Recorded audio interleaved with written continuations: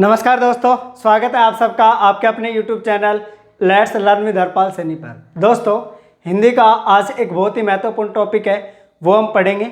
Most of the exam के अंदर आपसे इस टॉपिक से संबंधित जो प्रश्न वो पूछे जाते हैं, बहुत ही महत्वपूर्ण टॉपिक है। और ये टॉपिक है अलंकार। जैसा कि आप पीछे बोर्ड पर लिखा देख सकते हैं, अलंकार। तो देखिए, अलंकार है वो है क्या? अलंकार दो शब्दों अलम और कार से मिलकर के बना है। अलम का मतलब होता है शोभा, कार मतलब करना। मतलब ऐसे शब्द जो किसी काव्य की शोभा करें, ऐसे शब्दों को क्या बोलते हैं? अलंकार। जिस तरीके से एक स्त्री है, उसकी शोभा के लिए वो ये आभूषण या गहने उदाहरण करते हैं, ठीक उसी तरीके से एक काव्य की शोभा को बढ़ाने के लिए कुछ अच्छे शब्द हैं, उनका इस्तेमाल करते हैं, जो कि काव्य की शोभा को बढ़ाने का काम करते हैं। इसीलिए ऐसे शब्द जो किसी काव्य की शोभा को बढ़ाएं, उनको हम बोलते हैं अलंकार। तो अलंकार दो शब्दों अलम और कार से मिलकर के बना है। अलम का अर्थ होता है सुंदरता या शोभा, और कार का मतलब होता है करना। तो शोभा करने वाले शब्द, किसी भी काव्य की शोभा करने वाले शब्दों को क्या बोलते हैं? हम अलंकार बोलते हैं। उसके बाद देखते हैं अलंकार के भेद कौन कौन से हैं। तो मुख्य रूप से अलंकार के 3 भेद हैं, जिनमें से पहला भेद है शब्दालंकार। यानी कि यहाँ पर आपको कुछ शब्द आएंगे और वो शब्द है बहुत महत्वपूर्ण होंगे।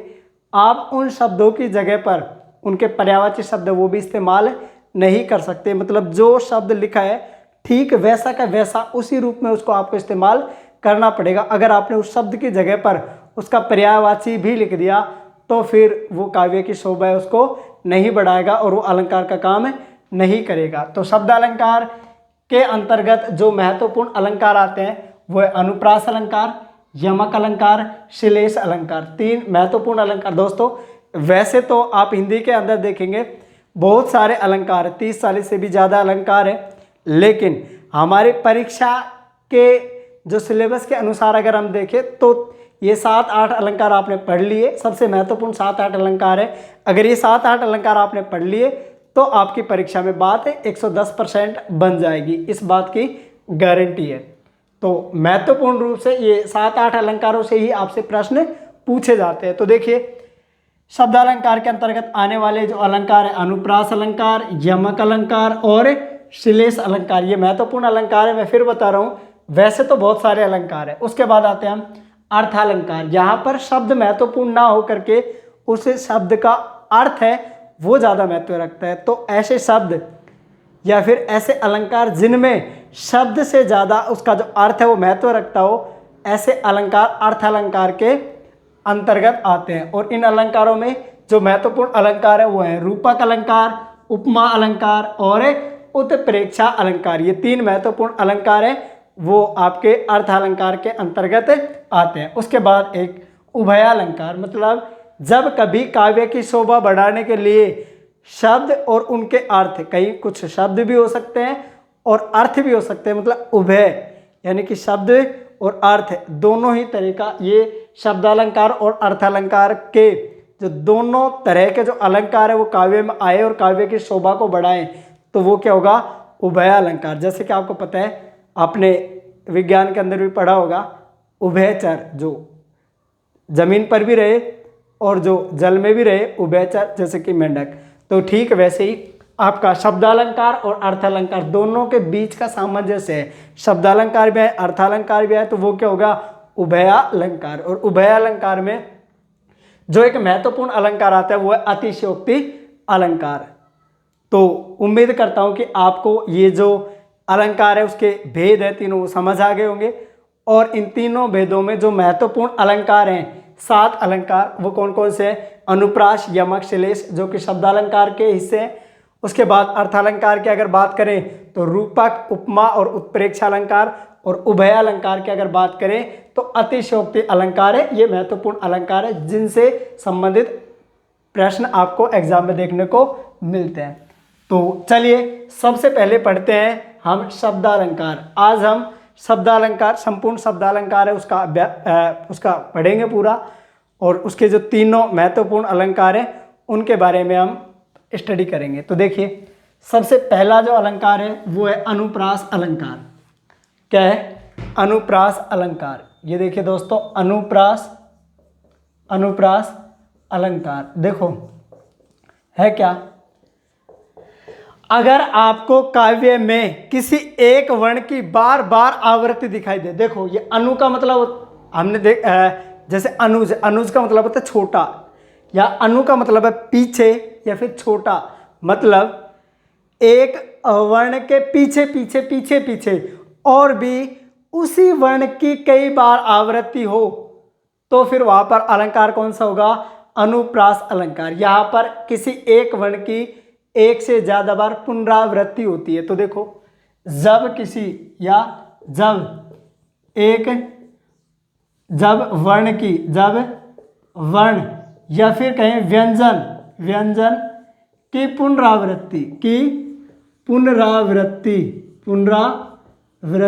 हो, तो यानी कि जब आपको किसी काव्य में किसी व्यंजन या किसी वर्ण की बार बार पुनरावृत्ति दिखाई दे तो आप वहां पर जो अलंकार आपको टिक मारना है वो कौन सा होगा? अनुप्रास अलंकार। देखो जैसे यहाँ पर लिखा चंदू के चाचा ने चंदू की चाची को चांदी की चम्मच से चटनी चटाई।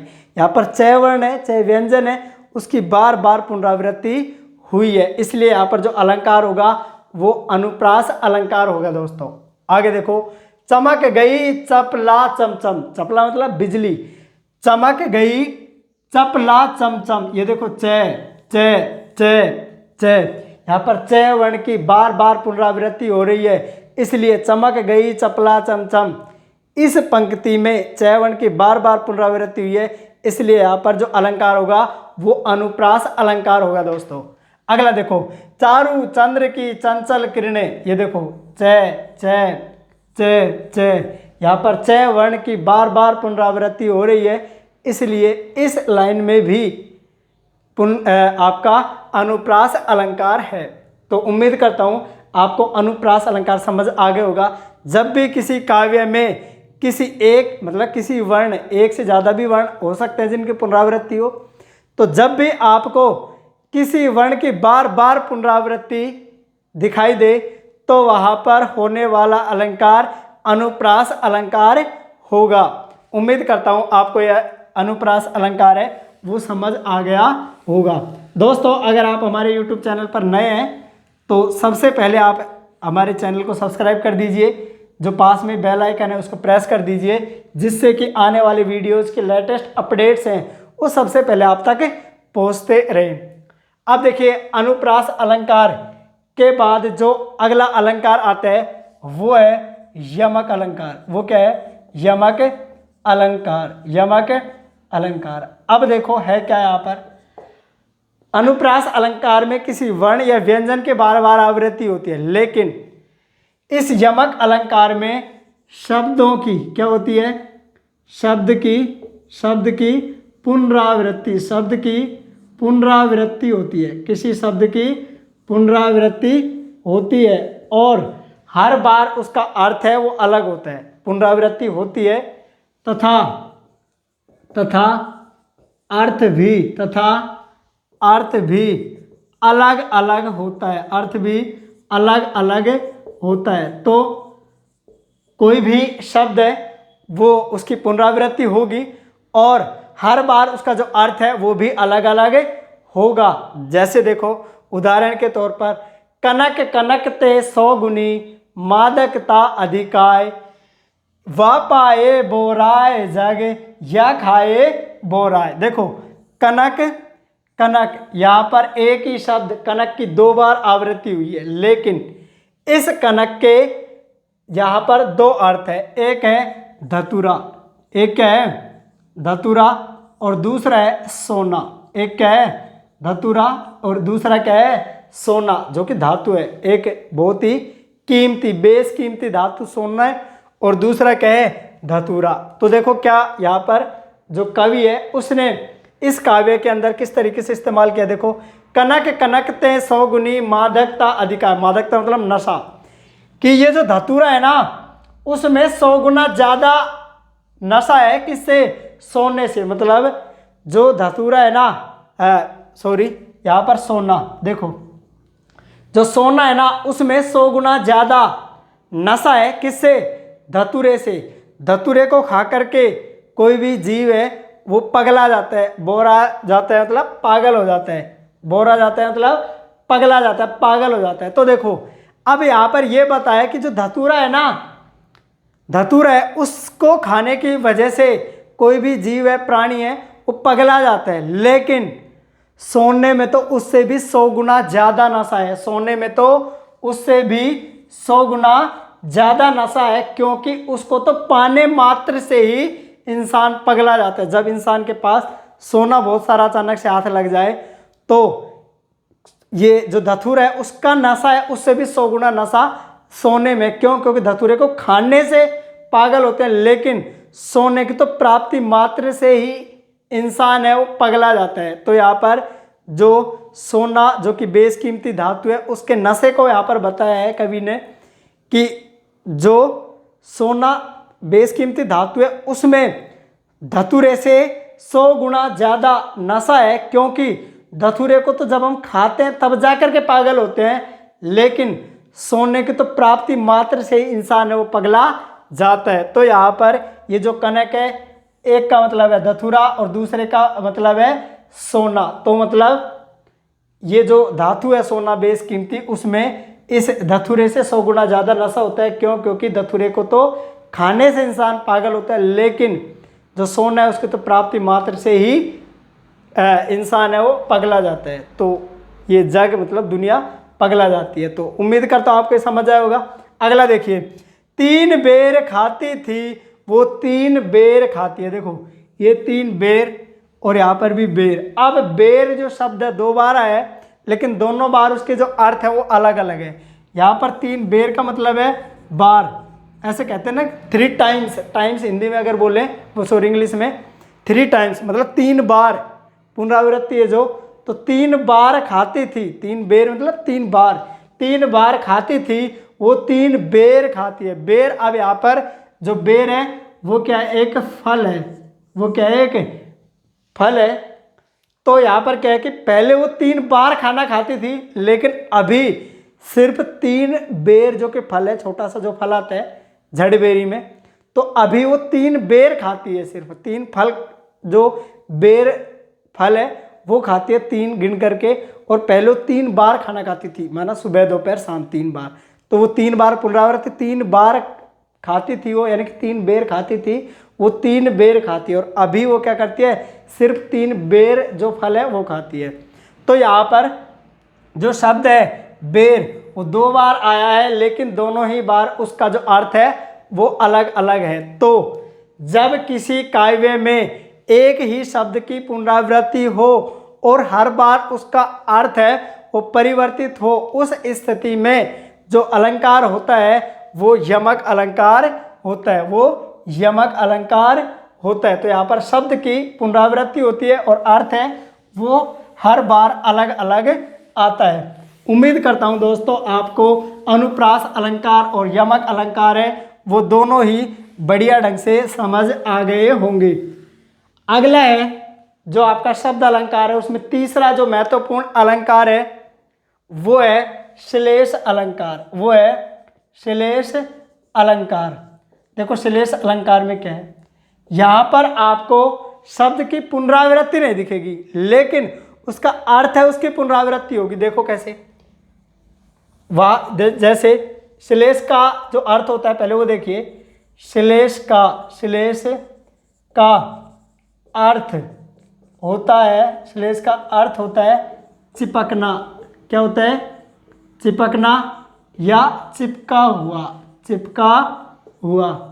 तो देखो आपको यहाँ पर शब्द है वो एक बार ही आएगा, लेकिन उसके अर्थ है वो एक से ज़्यादा बार आएंगे और उसके जो अर्थ है वो अलग अलग होंगे। देखो जैसे उदाहरण, रही मन पानी राखिए बिन पानी सब सून, पानी गए न उबरे मोती मानस चून। देखो ये थोड़ा सा अपवाद है। अब यहाँ पर कई बार ऐसा लगता है कि ये पानी है ना, ये पानी है, ये जो पानी है, ऐसा लगता है कि बार बार इसकी पुनरावृत्ति हो रही है। लेकिन यहाँ पर देखो जो पहले वाला जो अलंकार हमने पढ़ा है वहाँ पर जो अर्थ है वो अलग अलग थे। यहाँ पर जो अलंकार है वो आपको कंफ्यूज करेगा, लगेगा ऐसा कि जैसे तो इसमें जो अलंकार है वो यमक अलंकार है, लेकिन वास्तव में यहाँ पर इसमें जो अलंकार है वो कौन सा है, श्लेष अलंकार है। यहाँ पर जो पानी शब्द है ना, पानी, इस पानी के 3 अर्थ हैं। देखो, मोती के रूप में जब आप देखेंगे तो इस पानी का अर्थ होगा चमक से। जब मानस के रूप में देखेंगे, जब मानस के फेवर में देखेंगे तो इसका अर्थ होगा इज्जत। क्या होगा, इज्जत। और जब चून जो आटा है वहां पर ये क्या होगा, जल। पानी को वो आपका जो आटा है उसको गीला करने के लिए। तो रही मन पानी राखिए, बिन पानी सब सून, पानी गए न उबरे, मोती मानस चून। यानी कि यहाँ पर क्या है कि रहीम दास जी कहते हैं कि आप पानी रखिए। आप पानी, देखो आप पानी रखिए, यहाँ पर आया एक शब्द, यहाँ पर पानी राखिए, पानी राखिए मतलब इज्जत रखिए। आप जल है वो रखिए, और आप जो चमक है वो बरकरार रखिए। इस एक शब्द में ही तीनों अर्थ है वो चिपके हुए हैं, बाद में पुनरावृत्ति हुई है। लेकिन यहाँ पर जो अलंकार है वो कौन सा है, श्लेष अलंकार है। इसने यहाँ पर जो पानी है उसके 3 अर्थ, यहाँ पर एक जो शब्द है पानी वही देता है। जब हम मोती के रूप में उसकी बात करेंगे तो यहाँ पर चमक से तात्पर्य होगा कि मोती की चमक है वो बरकरार रहे। जब इंसान के रूप में हम बात करेंगे तो इंसान की इज्जत से तात्पर्य होगा। और जब आटे के सेंस में आप बात करेंगे तो इसका मतलब होगा जल, आटा को गीला करने के लिए। तो रहीमन पानी राखिए, बिन पानी सब सून। की रहीमदास जी कहते हैं कि पानी रखिए, बिना पानी के सब सूना सूना है।